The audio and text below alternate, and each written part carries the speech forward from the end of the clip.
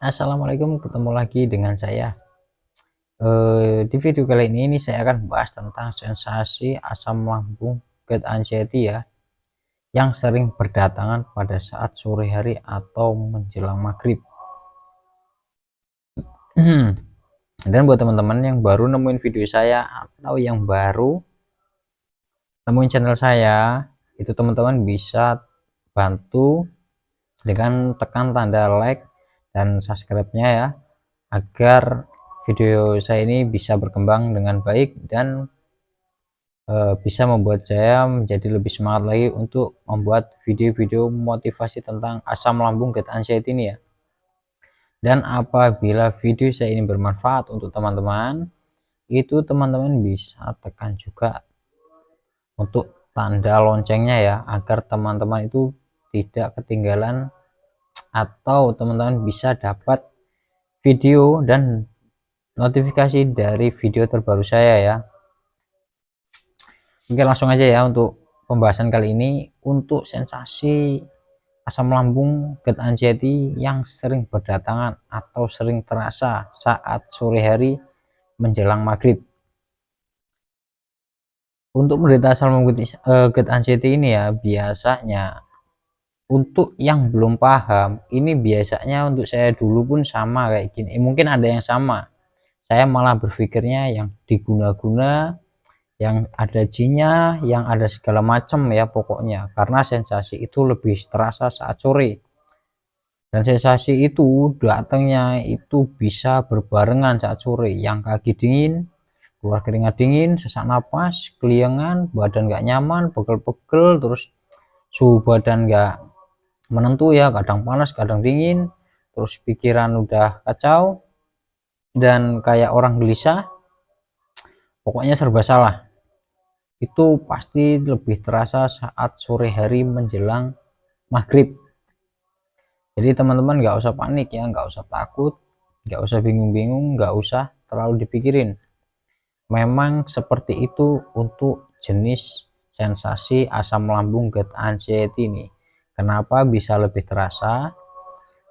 Sekarang gini, untuk pada saat sore hari itulah yang pertama, tubuh kita sudah mulai merasakan yang namanya lelah atau yang namanya capek, karena dalam satu hari itu dari pagi sampai sore, walaupun kita nggak beraktivitas, itu akan jelas lebih terasa lelah, dikarenakan dengan cemas kita atau dengan pikiran kita yang selalu mikirin tentang sensasi dan penyakit yang nggak selesai-selesai.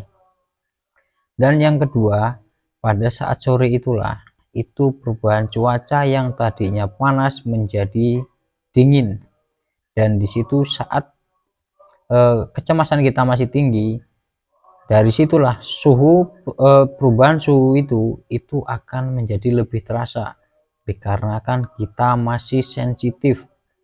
Dan kalau dibilang bahaya, nggak bahaya selama teman-teman menjalankan metodenya. Dan yang ketiga, kenapa sensasi itu lebih terasa? Yang ketiga ya, dikarenakan di saat sore hari itulah, itu untuk jenis oksigen yang kita hirup atau jenis dari nilai oksigen itu untuk jenis tingkatnya agak lebih menurun lagi waktu saat sore hari. Jadi teman-teman nggak usah panik, nggak usah takut, nggak usah mikir-mikir yang hal-hal aneh. Memang seperti itulah sensasinya. Dan sensasi itu akan lebih terasa kalau kita cemas atau kita panik. Jadi teman-teman tinggal rileks, tenang, santai. Untuk penanganan itu teman-teman bisa lakukan untuk 3P-nya, lebih dimantepin lagi. Yang pertama dari pola makan, pola pikir, pola hidupnya. Jadi buatlah pola hidup dan pola pikir, pola makan teman-teman itu menjadi lebih sehat lagi. Dan buatlah aktivitas senyaman mungkin, jadi teman-teman gak usah takut. Karena memang ini sebenarnya gak bahaya, teman-teman butuh pemahaman. Jadi nggak usah mikir-mikir yang hal-hal yang segala macam nggak perlu dipikirin. Memang seperti itu biasanya bisa rileks dan bisa lebih tenang lagi saat teman-teman itu, kalau untuk saya pribadi itu saat jam 9 atau jam 8 ya, setelah melewati azan isya, maka sensasi itu akan sedikit mereda. Nah di situ ya teman-teman pahami, jadi nggak usah mikir-mikir yang santet, yang diruqyah. Dulu pun saya pernah kayak gitu ya, yang sampai diruqyah dibawa ke orang pinter dan alhasil nggak ada perubahan. Selama teman-teman tidak menjalankan 3P-nya dan tidak konsisten, maka sensasi itu akan menjadi lebih terasa. Bukan berarti bahaya, cuma terasa. Dan jangan pernah untuk searching-searching mencari-cari tahu atau menyamakan sensasi selama dokter sudah memvonis kita asam lambung GERD anxiety ini. Jadi teman-teman gak usah panik, gak usah takut, jadi lakukan metodenya. Jadi teman-teman tinggal jalankan 3P-nya dan harus konsisten, harus benar-benar dengan penuh yakin, tekad yang kuat, dan harus sabar dalam menyikapi sensasi. Saya yakin teman-teman pasti sembuh. Jadi anggaplah itu hal wajar dan bisa menyadarinya. Jadi teman-teman harus bisa ya. Saya yakin bisa.